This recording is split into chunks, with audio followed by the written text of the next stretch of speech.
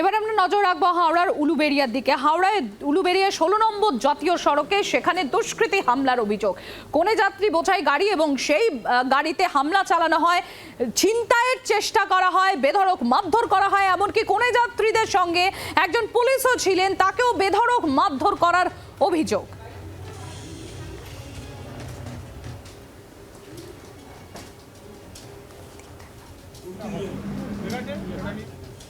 পানপুর মোড়টা ঠিক ওই পাম্পের সামনে দিয়ে আমাদের গাড়িগুলোকে ক্রস করে ধরলো। দু চারটে বাইক নিয়ে দু চারটে ছেলে ধরলো। একটুখানি ক্রস করতে গিয়ে একটু কি ভুল হয় একটু ঠিকই গিয়েছিল ওদের বাইকে। বলছে আমাদের বাইক কেন ঠিকলো কেন? আমি বলছি দেখ ভাই যা হয়েছে হয়েছে ছেড়ে দে ভাই বলে একজনকে মারধর আরম্ভ করে দিল। মেয়ের আগে পুরো ফাটিয়ে দিল। বলছি কোনো কথা শুনছে না, একেবারে খালি ফোন করছে, ছেলে ডাকছে, ফোন করছে। হ্যাঁ ওরা ছিল প্রায় 10-12 জন ছিল। মেয়েদের ঘরে সব টানাহিরা করেছে, প্রত্যেক মেয়েকে অনেকজনের হাত ছিঁড়ে নিয়েছে, হার ফোন সব ছিনতাই করেছে। মেয়েদের ঘরে ধরে সব কোলাকুলি করছে, শাড়ি ফাড়ি টানাটানি করছে, সিলাতানি করছে, এরকম ভাবে করছে। কানে দুল ফুল হারপার খুলে নিয়েছে, কাঁচ গাড়ির কাঁচ ভেঙে দিয়েছে। হাতে খুঁড় ছিল, বাইকে চাবি ছিল, ফাইটার ছিল, ব্লেড ছিল, ব্লেডও মেরেছে, বাইকে চাবিতে মেরেছে, স্পাইডার ছিল, ছুরি ছিল। ওদের উদ্দেশ্য ছিল ছিনতাই করা, সেই জন্য ওরা ইচ্ছা করে ঝামেলাটা সৃষ্টি করে দিয়ে সমস্ত জিনিসটা করেছে। আমরা বলেছিলাম তোমাদের যা কি ক্ষতি, ওদের গাড়ির কোনো ক্ষতি হয়নি। আমাদের বলেছেন তোমাদের কত ক্ষতিপূরণ হচ্ছে বলো, আমরা দিয়ে দিচ্ছি। ও সমস্ত কথা না শুনে তারা আমাদেরকে এরকম, ওরা চেয়েছিল যে মেয়েদের প্রতি একটা সুযোগ নেওয়ার জন্য, মেয়েদের প্রতি অত্যাচার করার জন্য আর ছিনতাই করার জন্য।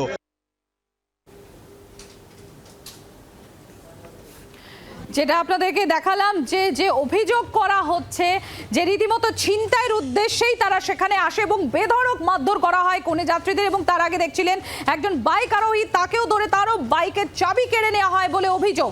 এদিকে আমাদের প্রতিনিধি শুভাশিস রয়েছেন আমাদের সঙ্গে। শুভাশিস, জানবো শুভাশিস, এখনো পর্যন্ত পুলিশের তরফ থেকে কি স্টেপ নেওয়া হয়েছে এবং পুলিশই বা কি বলছে গোটা বিষয়টি নিয়ে? দেখো সম্প্রতি পুলিশ কিন্তু ঘটনার তদন্ত শুরু করেছে এবং তোমাকে যেটা জানিয়ে রাখি যে গতকালকের পর থেকেই যখন ওই পদযাত্রীর যারা ছিলেন তারা কিন্তু প্রথম চরকায় পুলিশকে খোঁজ খবর দিয়েও এদিক সেদিক অন্তদন্ত ছোটাছুটি করেছে, কেন এতটাই ভয়ঙ্কর অবস্থা হয়েছিল। তারপরে পুলিশকে তারা কোনোভাবে খবর করতে পারে, পুলিশ ঘটনাস্থলে আসার পরেই তারা দুষ্কৃতীরা সেখান থেকে পালিয়ে যায়। এখন পুলিশ তদন্ত শুরু করেছে কারা এদের সঙ্গে এই ঘটনার সঙ্গে যুক্ত রয়েছে। মূলত যেটা দেখা যাচ্ছে এই 16 নম্বর জাতীয় সড়ক, এই 16 নম্বর জাতীয় সড়কের উপর দিয়ে মুম্বাই রোড এবং এখান থেকেই দীঘা অথবা পুরী, এছাড়াও কোলাঘাট যে জংশন বলা হয়, এবং এই রাস্তা দিয়ে যেতে গেলে বহু মানুষ কলকাতা থেকে এই কোলাঘাটে এসে কিছুটা হলেও রাত্রির খাওয়া দাওয়া সেরে কিন্তু বাড়ি ফেরে। ফলে এই যে উলুবেড়িয়ার ওপর দিয়ে যেতে হয় এটা কিন্তু খুব গুরুত্বপূর্ণ বিষয়, কারণ এই উলুবেড়িয়ার ওপর দিয়ে যেতে গেলে তাদেরকে কিন্তু এই ধরনের সম্মুখীন হতে হচ্ছে। এবং এর আগেও হয়েছে, যেটা তুমি বললে, এর আগেও বেশ কিছু ঘটনা ঘটেছে।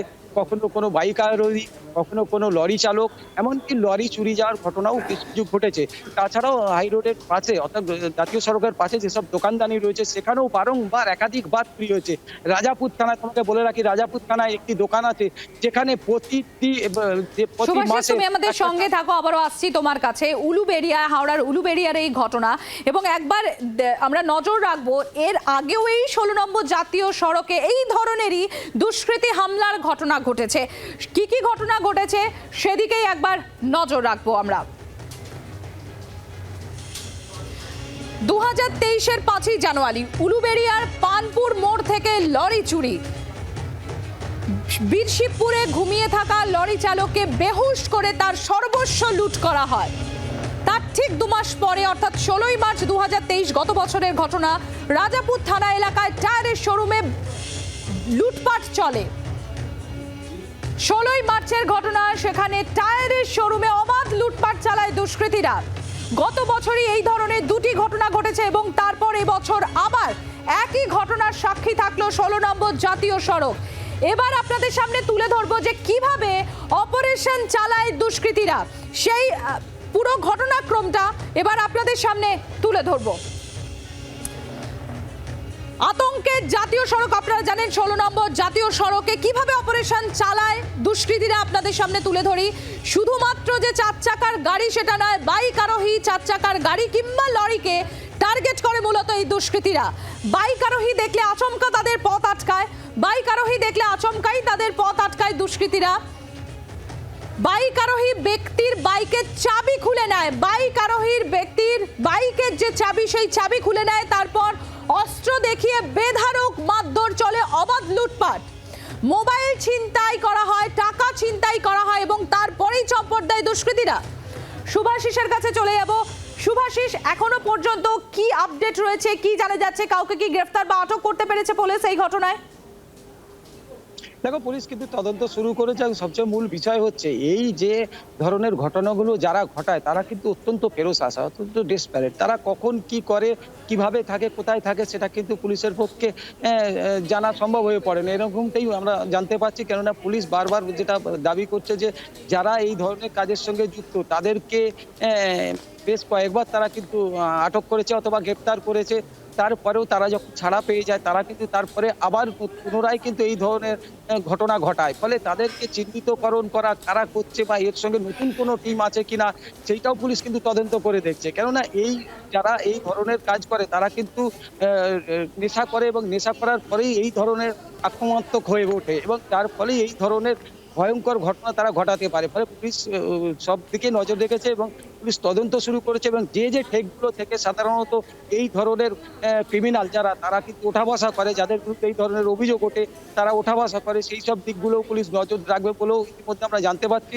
এবং যদি সেই সব দিকগুলোকে ক্রমাগত নজর এবং ক্রমাগত সেই দিকগুলোকে পুলিশ কিন্তু রেড করে, তাহলে আমার মনে হয় এই ধরনের ঘটনা একেবারে পুলিশ পেট্রোলিং, পুলিশ মনিটরিং চলে একমাত্র এই ধরনের ঘটনা কমা সম্ভব।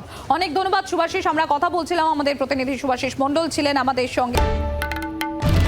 বাংলার আওয়াজ, বাঙালির আবেগ, জি 24 ঘন্টা।